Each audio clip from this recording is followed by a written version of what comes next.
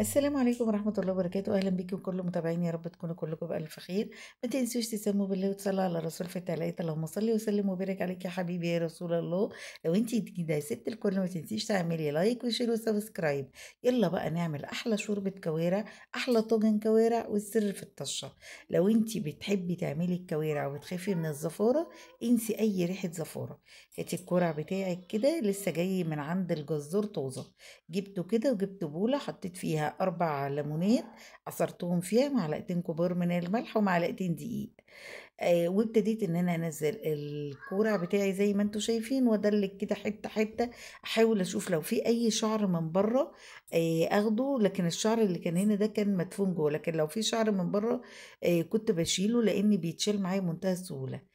وبعد ما يخلص معايا بجيب كده تحت الميه الجاريه، انزل بالكورع بتاعي، انزله وانزل بقى منه اي دقيق اي ملح اي ليمون، وبيطلع معايا زي ما انتوا شايفين بفتة بيضة ما شاء الله اللهم بارك. اجيب حلة على النار، عايزة الحلة اللي على النار دي تحطي فيها مية فقط، مش عايزة تحطي فيها اي حاجة تانية. واول ما المية تغلي معاكي تسقطي الكرع القمر ده اللي انتوا شايفينه زي الفل والعسل كمان. اسيب بقى المية واحط الكرة جواها اول ما غلت، واسيبهم يغلوا مع بعض غلوتين، بس غلوتين، ما حطيتش فيها حاجة ليه؟ لاني كده كده حرم المية دي. انا عايزة المية دي علشان خاطر الكرة ينزل زفرته في المية الاولانية. المية بقى اللي هنشربها الشوربة القمر بتاعتي، هنحط فيها بصلتين كده كبار مقلوظين قطعيهم 4 تربع، مع مستكة مع حبهين ورق لوري فلفل حصى، ما تحطيش فلفل بودر، وانقلي الكورة من المية اللي غلى فيها للشوربة اللي احنا عملناها.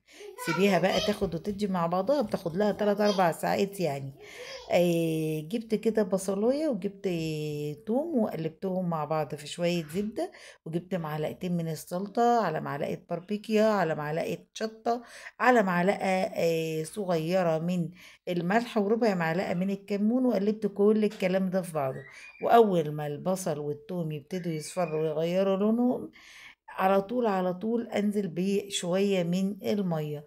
أول ما تتسبك أنقل بقى الكورع بتاعي بعد ما كان خد 3 أرباع سوا جوه الشوربة، أحطه جوه الطاجن وأنقل الكورع وأدخله الفرن. دخلت الكرة بتاعي الفرن، حبة زبدة كده على معلقتين من الزيت، الرز بتاعي متصفي، انا ما بنقعش الرز بصفيه، وبجيب نوع بحط مقدار المية مقدار الرز وبزود ربع كوباية. خلي بالكم لان في رز ما بنزودلوش مية، لان الرز انواع، النوع بتاعي بزود له ربع كوباية مية. غلفت الرز بتاعي بالسمنة والزيت او اي مادة دهنية انتي عايزاه، حطي بقى شوية ملح وزودي المية بتاعتك، ووطي عليه خالص لحد ما يستوى. دلوقتي بقى الكرع بتاعي بقى خد في السوا 3 أرباع سوا، والطاجن في الفرن. أول ما يستوى الرز بتاعي على طول هتستوى الكوارع. حطيت ايه في الرز؟ حطيت معلقة مع حبيتين كده من الحبايين، عشان يبقى رز بالحبهين كده اللي هما بيرك. خلاص كده، وطي عليه بقى وسيبيه ياخد ويدي بشكل ودي مع بعضه، واتفرجي على احلى رز بالمستكة والحبايين، حاجة كده اللي هم بيرك. لو وصلتي معايا للحتة دي ما تنسيش تعملي لايك وشير وتصلي على النبي، اللهم صلي وسلم وبارك عليك يا حبيبي يا رسول الله. وما تنسوش دعوة حلوة لولادنا، وربنا يوفق الجميع وينجح الجميع. كده الكورع بتاعي الشوربة هي صافية وجميلة، الكورع زي ما انتوا شايفين دايب وجميل. ويا سلام عليه بقى لما تنزلي الماسورة جوه الرز والكورع، اللهم بارك.